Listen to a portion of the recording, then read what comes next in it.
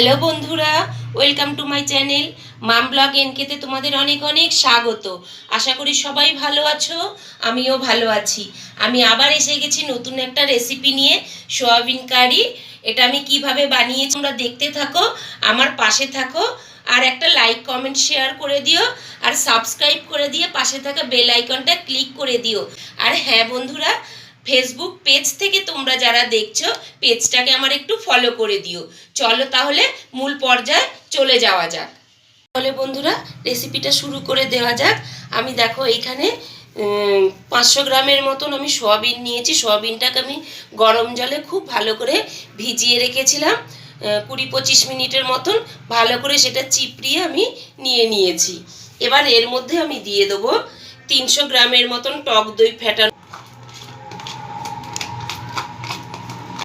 1 চামচ হলুদ গুঁড়ো,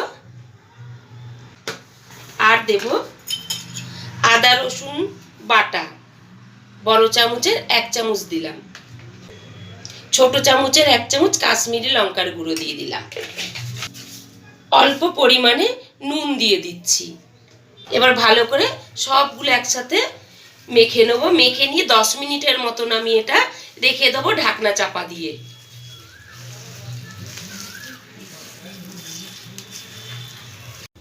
মূল পর্যায়ে চলে যাওয়া যাক। দেখো ওভেনে আমি 2-3 চামচ, বড় চামচে 2-3 চামচ আমি সাদা তেল গরম বসিয়ে দিয়েছি। এবার আমি এর মধ্যে ফোড়নগুলো সব দিয়ে দেবো। 2টো তেজপাতা দিলাম, একটা শুকনো লঙ্কাকে আমি 3 টুকরো করে নিয়েছি, দারচিনি দিয়ে দিলাম, 2-3টে এলাচকে আমি মধ্যিখান দিয়ে ফেড়ে নিয়েছি, 2-3টে লবঙ্গ দিলাম, আর কয়েকটা গোলমরিচ দিয়ে দিলাম, আর দিলাম একটা জয়িত্রীকে আমি কিছুটা একটু গ্রেটারে গ্রেট করে নেব।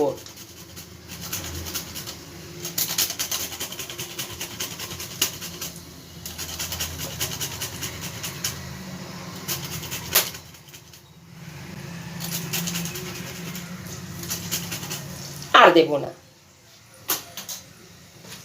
এবার এর মধ্যে হাফ চামচের মতন সাদা জিরে দিয়ে দিলাম। খুব ভালো করে গোটা মশলাগুলো আমি একটু নাড়াচাড়া করে নিচ্ছি। এবার এর মধ্যে দিয়ে দেবো গ্রেট করে রাখা পেঁয়াজ।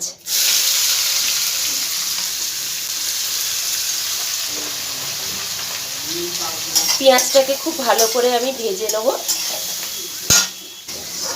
এইভাবে সয়াবিনের কারি রান্না করে তন্দুর রুটি, পরোটা, লুচি, ভাতের সাথে খুব ভালো লাগে খেতে। তোমরা একবার এইভাবে বানিয়ে খেয়ে দেখবে। ঠিক আমি যেভাবে করছি এই প্রসেসেই তোমরা একবার করে খেয়ে দেখবে, খুব ভালো লাগবে। এবার আমি পেঁয়াজের মধ্যে স্বাদ মতন নুনটা দিয়ে দেবো। নুন তো আমি সয়াবিনের মধ্যে দিয়েছি কিছুটা, তোমরা তো দেখেছো, ওই জন্য আমি এখানে খুব অল্প পরিমাণে দিচ্ছি। যদি লাগে পরে আমি আবার মেশাবো। নুনটা দিয়ে দেওয়ার কারণ হচ্ছে পেঁয়াজটা তাড়াতাড়ি গলে যাবে।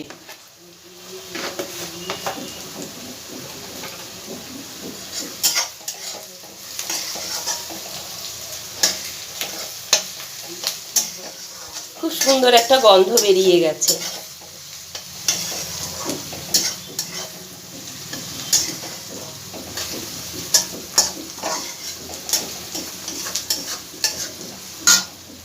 এবার এর মধ্যে ছোট চামচের হাফ চামচের মতন অরিগানো আমি মিশিয়ে দিচ্ছি। এটা সম্পূর্ণ অপশনাল, চাইলে তোমরা নাও দিতে পারো।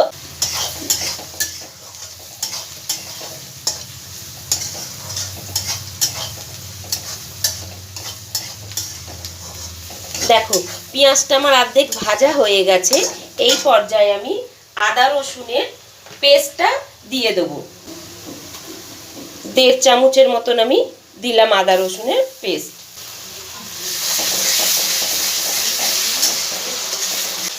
গুঁড়ো মশলাগুলো আমি এর মধ্যে দিয়ে দেবো। স্বাদ মতন হলুদ গুঁড়ো দিলাম, 1 চামচ ধনে গুঁড়ো, 1 চামচ জিরে গুঁড়ো, ছোট চামচের 1 চামচ লাল লঙ্কার গুঁড়ো, 1 চামচ কাশ্মীরি লাল লঙ্কার গুঁড়ো দিয়ে দিলাম। আর দেবো স্বাদটাকে ব্যালেন্স করার জন্য ছোট চামচের হাফ চামচ চিনি। এবার খুব ভালো করে মশলাগুলো সব আমি একসাথে ভেজে নেবো যতক্ষণ না মশলা থেকে তেলটা আমার ছেড়ে দিচ্ছে।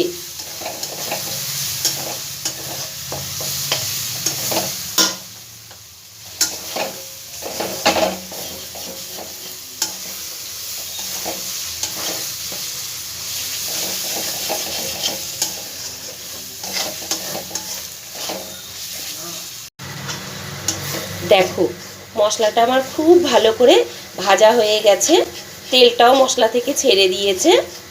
এই পর্যায়ে আমি গ্যাসের ফ্লেমটা লোতে দিয়ে দেবো। এবার ম্যারিনেট করে রাখা যে সয়াবিনটা সেটা আমি দিয়ে দেবো।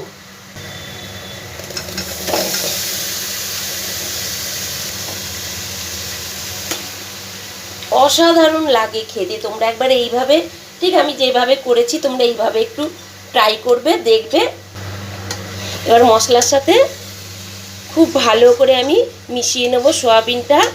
আর এই পর্যায়ে কিন্তু গ্যাসের ফ্লেমটা লোতেই থাকবে, যদি হাইতে দিয়ে দাও তাহলে দইটা কিন্তু ফেটে যাবে।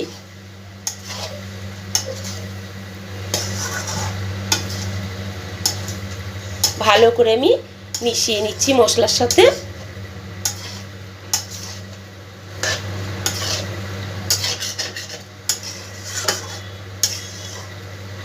এবার আমি একটু ঢাকনা দিয়ে দেবো, ফুটে ওঠা অবধি অপেক্ষা করব। এবার একবার ঢাকনাটা খুলবো। দেখো কতটা জল বেরিয়ে গেছে, তোমরা তো দেখেছো আমি এক ফোঁটাও জল দিইনি। এই সয়াবিনের থেকে দইয়ের থেকেই কতটা জল বেরিয়ে গেছে। এবার আমি গ্যাসের ফ্লেমটা আমি মাঝারিতে দিয়ে দিলাম। দেখো তেলও কতটা ছেড়ে দিয়েছে, এই দেখো।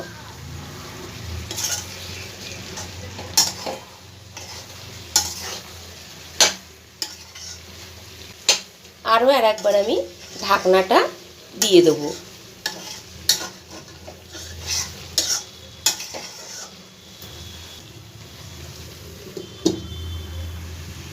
আর একবার একটু ঢাকনাটা খুলবো।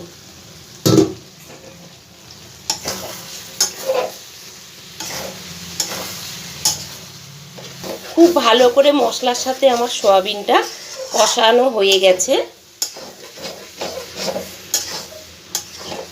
যেই বাটিটায় আমি ম্যারিনেট করতে রেখেছিলাম সেই জলটা আমি দিয়ে দিলাম। একটা জল আমি দিয়ে দেবো।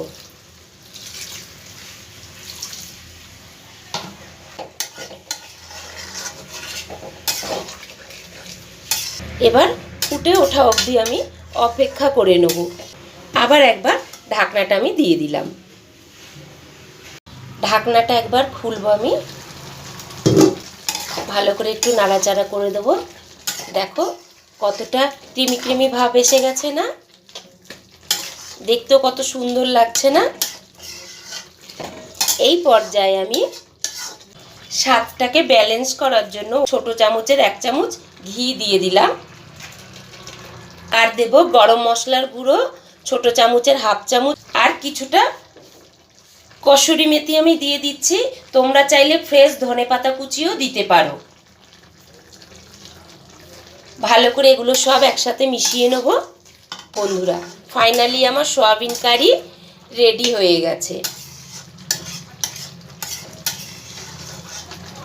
এবার আমি এটাকে নামিয়ে নেব। আজকের মতন এইটুকুনি থাক বন্ধুরা, টাটা।